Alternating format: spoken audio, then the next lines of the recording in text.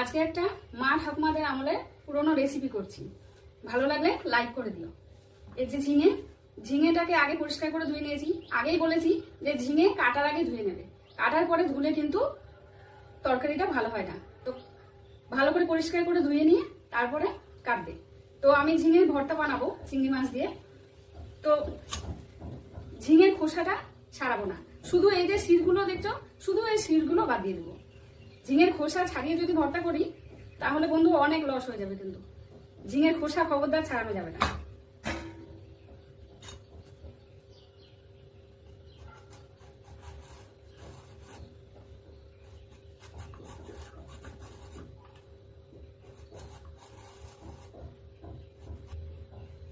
এই যে আমি শুধু শিরগুলো বাদ দিয়ে নিয়েছি। এই যে এইভাবে শুধু শিরগুলো বাদ দিয়ে কেটে নিতে হবে।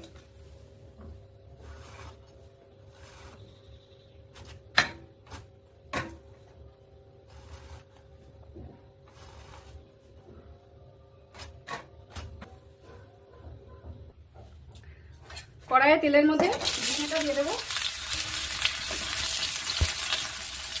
এই সময় কিন্তু খবরদার নুন দেবেন না, নুন দিলেও কিন্তু গন্ডগোল হয়ে যাবে।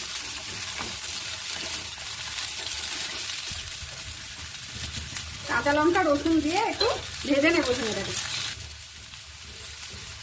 চিংড়ি মাছটাও দিয়ে দেবো। চিংড়ি মাছটা অবশ্যই খোসা ছাড়িয়ে দেবেন।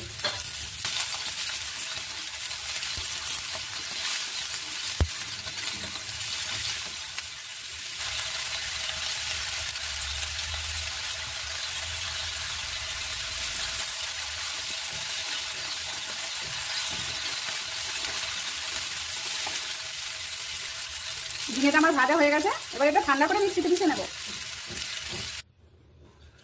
ঝিঙে ভাজাটা আমার ঠান্ডা হয়ে গেছে, এবার মিক্সিতে পিষে নেব।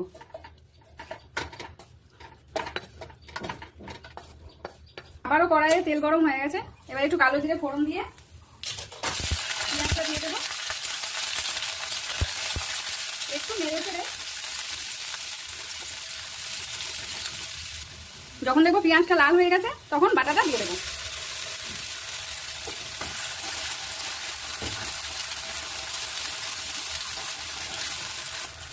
এবার স্বাদ মতো নুন দিয়ে দেবো।